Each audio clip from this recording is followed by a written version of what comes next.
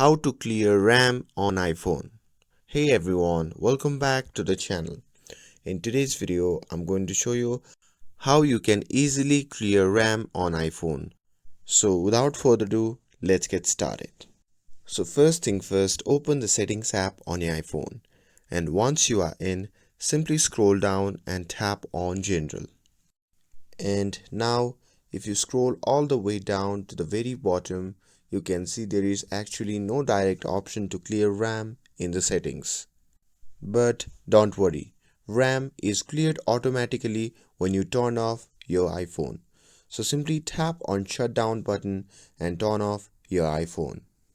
And after that, you just have to wait for a few seconds and then simply restart your iPhone.